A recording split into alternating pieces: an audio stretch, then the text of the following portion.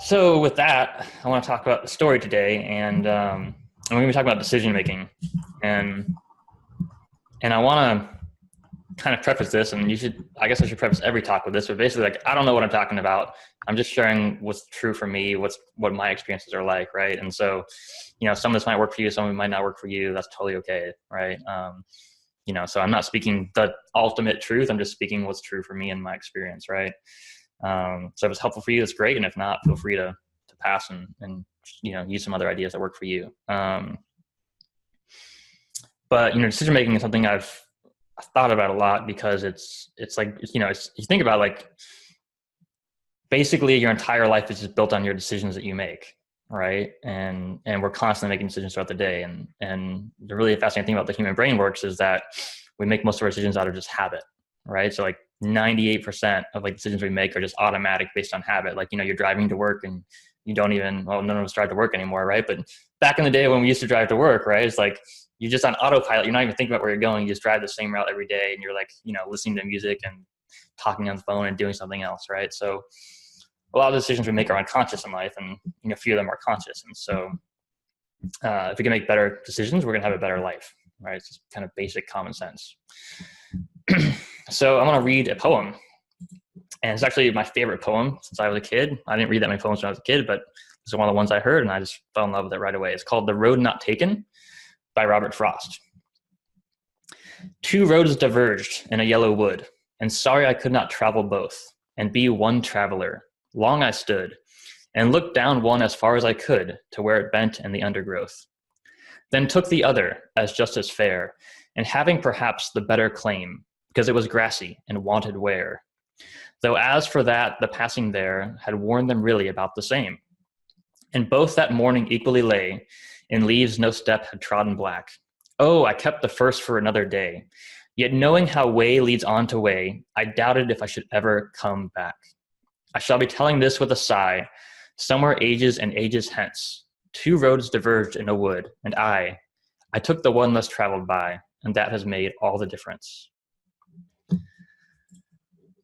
So I love this poem just because, like, I'm always been kind of like a wild spirit, like just doing things different, right? And so I just like the concept of, like, I took the road less traveled by, right? It's kind of like it's like a romantic notion that, if we live our life based on our own unique wants and dreams and hopes and wishes, and don't just live our life based on what other people want for us, maybe we can have a really great life, right? And so here's the thing, is like, we are totally responsible for our decisions in life, right? And that means we're responsible for what happens in our life, right? Like, we're the one who makes decisions. Like, I can't make like decisions for Jacob's life or Queenie's life, right? It's like, it just doesn't work that way. It's not how the universe works, right? It's not how consciousness works. So we make our own decisions, and we have to live with the results. So we're the ones who are ultimately responsible for our own lives, right? And so I think it makes a lot of sense to think about, well, how do I make decisions, and how I've made decisions in the past, and how has that worked for me, and what hasn't worked for me, and what can I learn from that, and how can I do it better in the future, right? Because if you can make better decisions, you're going to have a better life. You're going to get more of what you want and less of what you don't want. So, one of the very common, most common probably decision-making system that people learn about is like Benjamin Franklin. So Benjamin Franklin came up with the system of making a tough decision in life, and he would get a piece of paper and write down pros on one side and cons on the other side, and he would think about all the pros of making that decision and all the cons of making that decision, and then he would try to balance out the pros and cons and make the best decision. And this is really great advice because it's so practical, right? And by practical, it means like you can just implement it, like you can do it, and you're going to get better results if you do it than if you didn't. Right. And it doesn't mean it's like the best way in the world to make decisions. I don't think that it is the best way in the world to make decisions, but it's better than not thinking about it. Right. It's better than not doing anything. Right. And I think that's how a lot of advice is in life. Like, good practical advice is like, it may not be the right way to do things. It might not be the best way to do things, but it's better than not doing anything at all. Right. And it's always better in life if you have two decisions between just putting it off and procrastinating versus like doing something that kind of might have a good chance of working. It's probably better to do the thing that might have a good chance of working, right? Because otherwise you're not going to get what you want. So that's one good way to think about it is, if you have no other way, if you have a tough decision to make and you don't know anything else you can do, just go with that. Because, hey, it's worked for Benjamin Franklin. It's worked for lots of other people. It might not work for you, but at least it's something you can do, right? And I think that's the most important thing about decision making is that you have to do something, right? So not deciding to do something is the same as making a decision. You just decided not to do something, right? So no matter what you're doing in life, you're always making decisions. Whether you decide to do something or not, you're still making a decision. So a lot of people just put off decision making, and so they're basically just deciding not to do anything, and they don't get good results, right? And there's like there's a great story of, guy goes to visit his friend on a porch, and his dog is sitting there on the porch, and they're having a great conversation, and his dog is sitting on the porch moaning and groaning, and his dog is clearly unhappy, just moaning and groaning. The guy who visits his friend is like, hey, what's wrong with your dog? He just keeps moaning over there. And he says, well, he's sitting on a nail. He says, sitting on a nail, like, why doesn't he move? Like, why doesn't he do something? He says, well, it's not bothering him enough yet. Right? So he's just sitting there moaning and groaning and complaining about life, but he's not in enough pain to actually do anything about it yet, right? And I know that's been my situation many times in life where I was just, I had a situation that bothered me enough to complain about it, talk to my friends about it, to whine about it, talk about it, but not actually do anything about it, right? And I think that's, when I look back on those decisions, that was like kind of a big mistake to not act sooner, right? To, if I had just done something sooner, I would have felt so much better, right? But you learn as you go. So just realize that even if you're deciding to put something off or procrastinate or not do something, you're still making a decision, and that decision is going to impact you, right? And so you want to ask yourself, is that the best decision to make? So there's this concept in like the literature, scientific literature about decision making, about frames and framing, right? So a frame is like, it's like, think of like a picture frame. It's like the frame that frames the situation. It's how you look at the situation. Or it's kind of like having glasses on, right? So if you have red glasses on, everything looks red. If you have blue glasses on, everything looks blue. If you have glasses on of being a Republican, everything looks like a certain way. If you have glasses on of being a Democrat, everything looks a certain way to you. If you have glasses on of being a feminist, everything looks a certain way to you, right? So we can have certain lenses, certain ways of looking at the world. And they can be based on, our individuality or our own perspective, our own experience, or they can be based on like group identities, right? There's all kinds of ways we can frame situations. But one of the most powerful things that's been proven and researched again and again and again is that if you can change your frame or your perspective on a situation, you'll make better decisions, right? And it doesn't mean that the other frame is better than your current frame. What it just means is that if you have multiple frames, it's kind of like triangulating. Like if you want to figure out where like a radio antenna is coming from, you can't just look at it from one direction because you don't know how far away it is. But if you can triangulate it and look at it from multiple perspectives, then you can find out exactly where that thing is coming from, right? And the same way in life, if you can look at a situation from multiple perspectives, you're going to get much better results because you're going to see things more clearly, all right? And every frame comes with it with its own biases, right? So which means like let's say let's talk about investing, right? So some people look at investing as like, I'm a risk taker. I want to make lots and lots of money as fast as possible. I'm willing to take big risks, right? So if you come to an investment decision based on that frame, you're going to make a very different decision than if you come on a very conservative frame, which is like, I'm going to make absolutely sure I don't lose my money. I want a really safe investment so I don't lose my money. That's the most important thing to me, is that it's safe, right? Like, so those are just two totally different frames to look at the situation. So you want to make sure, if you're making an important decision, look at it from at least two frames. Because if you can do that, you're going to make a better decision, right? And you're also going to think better. You're just going to become a more,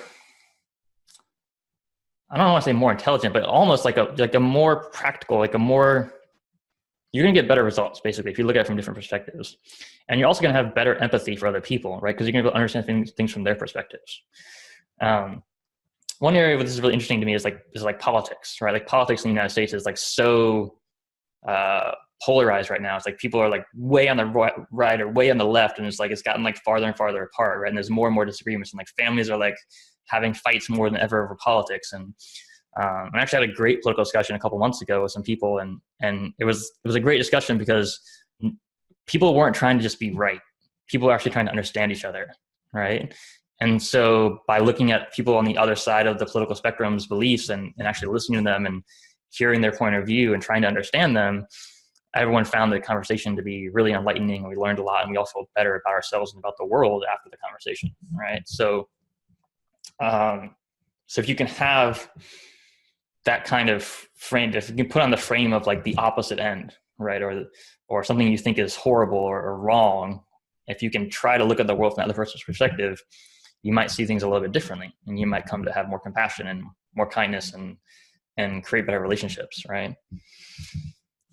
And just like, Sarah's talking about going through a relationship problem, like this is like been a big lesson for me in relationships, right? It's like, can I frame this situation from my partner's perspective, right? It's like, it's really tough to do, especially when you like really don't agree with them or like you're really angry with them, right? It's like, it's really hard to do, but if you can do it, in my experience, it helps immensely to create a better relationship and to feel better about the situation. And again, to make better decisions, right?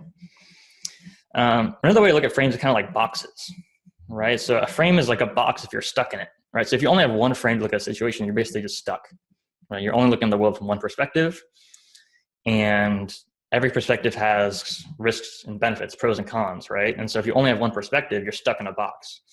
And if you're stuck in a box, certain things are impossible for you, right? And certain things are possible for you, but certain things become impossible for you. And some people just live their whole life from one frame, from one box. And so this whole universe of possibility is completely, like they never even see it, right? They never even consider other possibilities, other alternatives, because they're stuck with that one frame of reference, that one box, right? And it's kind of like the masks discussion we had recently, right? It's like, if you only have that one mask that you wear, you're only going to act in certain ways. You're only going to do certain things, right? And maybe most of the time, 95% of the time, that's probably good for you, right? But every once in a while, you're going to want to put on a different mask, step outside of the box, look at a different frame, because you're going to just see new things, and it could completely change your life, right?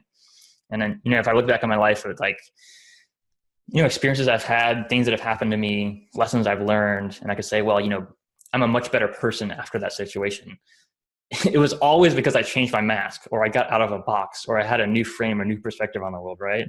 It was never because like, my IQ went up by 10 points, or like, I became 20 times stronger. Like that's not what happened. It's like, the only thing that changed was like my perspective on the world, right? And when my perspective changed, I changed, right? And I became better, right, as a result. So there's a couple of really common frames that people have, and they can be traps, right? Or think about like stumbling blocks, right? So if you think about the two roads diverge metaphor, it's like, every time you make a decision in life, you're in front of two roads or multiple roads, and you have to make a decision, right? But think about, instead of those roads just being on a flat hill, think about them being on top of a mountain, and you're going down the hill, right? And sometimes people trip. They trip on a little stumbling block, and they fall down the wrong path, right? And there's a couple of reasons that I've noticed happen again and again for me and for other people. So one is the emotional stumbling block, right? Or the emotional trap, right? And that's where you make a decision based purely on emotion, right? So like, let's say like, you're married and you're with another person who's not your spouse, and you're really attracted to this person, and you make a bad decision because of your emotions at a moment, right? And later on you really regret it. Or, you see an investment opportunity, you think, oh, I'm going to get so rich so fast and it's going to be great. And you don't even think about it, and you just, send your money, and you end up regretting it. Right. So, lots of times in life when we're gripped by really strong emotions, if we make a big life decision in that moment, we're probably going to make a mistake. Right. Because we're not seeing things clearly. So, a great way out of this emotional trap is like when you notice yourself, you're really angry, you're really upset, you're really scared. If possible, take some time off, cool off, take a day, take a week. Don't make a decision right away. Wait until your emotions have calmed down. You can really think about it before you make a decision, right? Another trap is the intellectual trap, right? And the intellectual trap is kind of the opposite. It's like, you look at a situation and you look at all the logical reasons why it's good, and, your parents have told you it's good, and society says it's good, and, you do the math and it kind of makes sense, but emotionally, you don't really want to do it. And emotionally, like, maybe you have some fear, some hesitation, and maybe that's just normal. Maybe it's normal of making the decision, but maybe it's, you you know you're going to be unhappy in a situation emotionally, but you do it anyways because it makes sense logically, right? Or because, you know, it seems like a good idea at the time, but you completely ignore your emotions and you make a decision, you end up regretting it because then you're in a situation where you're miserable because your emotions are not happy, right? So, you know, one way, and that's, the intellectual trap has been really tough for me because I tend to be, growing up, I didn't learn a lot about my emotions and how to handle them, how to deal with them, right? So it was really easy for me to like just completely ignore my emotions when I made decisions because I wasn't accustomed to paying attention to my emotions, right? And like, you know, meditating and like just thinking about like, how do I really feel about this person? How do I really feel about the situation, right? It's not something I was taught in school, that's for sure, right? But when you find yourself having some emotions you don't quite understand, or you're not quite sure about a situation, you're not quite sure about a decision, you know, just sit quietly, just sit all by yourself and just notice how you feel. How do you feel about the situation? How do you feel about that, right? And if you do that, it'll help you avoid that intellectual trap where you can make a bad decision.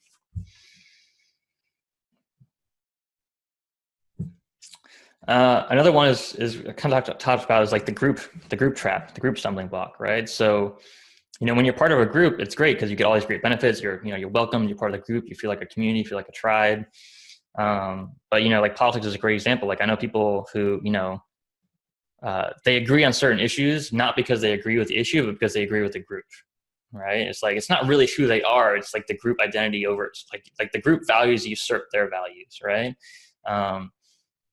And sometimes that's really good, right? And like, that's actually kind of like one of the reasons why we have like these meetings is like, so, you know, I can share my values with you and we can all kind of, you know, align our values, like, and so that the group's values become something that in a way like supersedes all of us, right? Like we're all trying to live up to these values, right? And we all do in our own imperfect ways, right? Like none of us are perfect, right?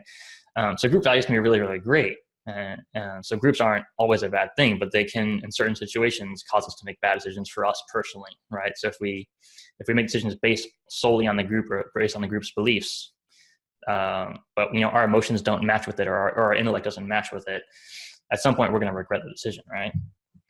And you can look at examples like Nazi Germany, right? Like people who just went along with it because that's what everyone else was doing, right? And you know, it's easy to think that like, you know, if I was there, I wouldn't have done that, right? Like I would have been the one who was like hiding Jews in the closet and like trying to save people's lives. But like, you know, most people didn't do that, right? And like, you just have to look at the numbers statistically. So like, unless you think you're like one of the most courageous people in the world, you know, you might just be fooling yourself, right? Because it's really hard. It's like really hard to like go against the grain. It's really hard to, especially when like your life is on the line and your family's life is on the line, right? Like that's a really courageous decision to make, right?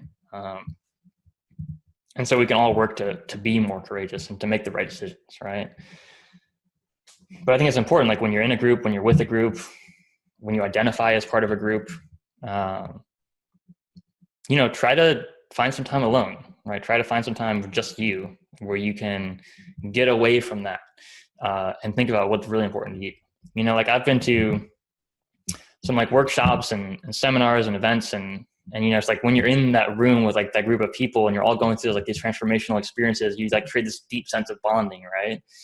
And sometimes like, you know, I noticed for myself, like sometimes that sense of bonding is like when I'm in that situation, like I'm gonna do things that I wouldn't normally do to like help these people and go out of my way, right? And then when I get out of that situation, I'm like, well, why did I do that? Like that wasn't really what I really wanted to do. That wasn't really best for me.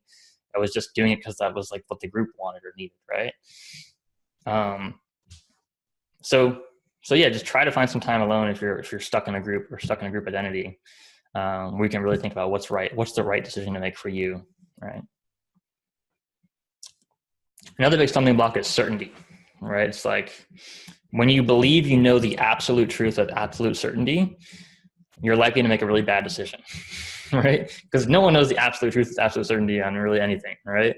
But you can be reasonably sure, right? You can be like 99% sure, but you always have to leave some room for doubt, right? You always have to leave some room for contradicting evidence, right? And humans are really bad at this, right? So one of the problems with like the whole group identity thing is like, you know, if you say you're a certain political affiliation, you say you believe a certain thing, and you really embody that belief, research shows again and again and again that like, you know, if you're a Democrat and you believe a certain way, like you're going to ignore things that contradict your beliefs, right? You're going to ignore evidence. You're just going to completely dismiss it. Right? You're not even going to consider it. And that's kind of how our brains work, right? So we always have to be aware of that, there's uncertainty in everything. We don't always know what the answer is. We don't always know everything. There's always multiple perspectives to look at any situation in life. There's always multiple frames to look at that are all in some ways valid, right? And some obviously more than others. So it's not like everything is equally valid, right? You can't be like, well, people are horrible people and I want to kill everyone on the planet. Like, that's not an equally valid view, right? Like certain views just don't work, right? Certain views just don't work, right? But there's always more ways to look at the world that are reasonably valid, that are good ways to look at the world, right? And so if you're just stuck in one, you're missing out. And so the problem with the certainty stumbling block is like it makes us ignore risks, right? We ignore our risks and we ignore our assumptions, right? So if you think that, like when I was a kid, I used to think like money was bad, right? Because like, corporations are ruining the world and it's like money is bad. So, and it's like a total subconscious belief, right? But like, had I kept that belief my whole life, I probably would have made just terrible decisions. Like I would have I would have just wasted money. I wouldn't have like done things to like, take care of myself and my family and plan for the future, right? I certainly wouldn't have this business if that's what I believe, because I wouldn't be in a position to have a business, right? Just be careful of like being really certain, right? You find yourself being like, oh, this is absolutely right. Yeah, I absolutely know that. Like, take a step back, talk to some other people, get some different opinions, because you could be in that certainty stumbling block. And another one is the sunk cost trap, right? So it's, that's when you say, well, I invested all this time in this thing, so it's got to still be worth it. Or I invested all this money in this thing, so it's got to still be worth it, right? But the fact that you spent 5 years doing something doesn't mean that you need to spend the rest of your life doing it, right? It's completely unrelated, right? So it's a fallacy, because there's, we're at this part of the journey we're at now. You're in front of the two roads diverging now. That's completely different than everything in the past. And you have to decide based on now what's right for you. Right, not based on what happened in the past, because it's not relevant anymore. It's gone. You can never get it back, right? And what matters is, where do you want to go now? What's right for you now, right? So, if you find yourself saying, I've been in this relationship for 5 years, I better give it 5 more. I did that for a couple of years, and that was a big mistake. I stayed in a relationship for way too long because I thought, well, I've been in it so long, we'll make this work. We'll make this work, and it was not the right decision for me, right? So be careful about that. You spend a lot of money, a lot of time on something. Maybe it was really important. Maybe it was great. And you learn from as much as you can, but it doesn't mean you have to keep going down that route. So another thing I've learned about decisions is that you have to pay attention, right? So a lot of times people don't make decisions because you're not paying attention. Right. It's kind of like, it's like that dog. It's like, he's upset about the nail. He feels the pain, but he's like numb to the pain, right? He's like blind to the pain because he's not paying attention. And it's really easy to get stuck in that trap. It's like, you wake up, you go to work, you feed the kids, you do all this stuff. You're always busy. You're always doing from one thing to the next. You're always doing from one thing to the next. And you never have the time to just sit and like think and like reflect on your life. So all these little problems, all these little things that irritate you just build up over time. You just kind of ignore them. Right. And if you don't have the space to like sit and be still and reflect on your life, you're not going to be paying attention to the nails. You're not going to pay attention to the things that are causing you pain and problems in your life that, if you just pay attention and made a quick decision, you could fix it, right? It might be uncomfortable, it might be hard to do, but it's probably a lot better than just ignoring the problem forever, right? So, some things that I learned about space and over the years is like I have to like schedule it in my calendar. So I have like thinking time scheduled in my calendar. So it's like, at least once a week, I'm going to just sit for like an hour and just pen and paper, just sit by myself and just think about my life, like reflect on like what happened this week and what happened today, and what about my relationships and what's going on in the business and how do I really feel about things, right? And that's been so incredibly valuable for me because, in the past, I kind of have like an addictive personality. So I used to be like addicted to video games and like, binge watching like Netflix and like even like novels. Like so I remember like so there's some novels I read like Divergent or Hunger Games, and it's like like I'll get into the first book in the series and then it's like 3-4 days go by and like I literally did nothing but like eat, sleep, go to the bathroom and read the book, right? And it's like you just kind of get zoned in this whole world, right? And sometimes it's great and it's fun. There's nothing wrong with that, but it's like if you do that every day where you're constantly going from one thing to the next and you never take a break, you don't have any space to pay attention, right? You don't have any space to realize the nails in your life. You don't have any space to make good decisions in your life because you're just constantly trying to keep up, right? So if you find yourself like, you always turn on the TV when there's nothing else to do because, that's just your habit, or you're always playing computer games, you're always doing something because that's just your habit, I highly encourage you to like take some space, like just take a break, just sit by yourself, don't do anything, sit by a tree, right? Just look at the clouds, look at some ants, right? Like, because it'll help you pay attention and figure out what really needs to change in life and what decisions you really need to make that you've been putting off. Because the thing with life is it gets so complicated. Like you can't decide everything in your life in one day or even 1 week or even 1 month, right? Like there's so much going on in life, right? And so, if you're not kind of having some time regularly to reflect on things, you're going to be putting off decisions far longer than you probably should. And it's probably not going to be best for you.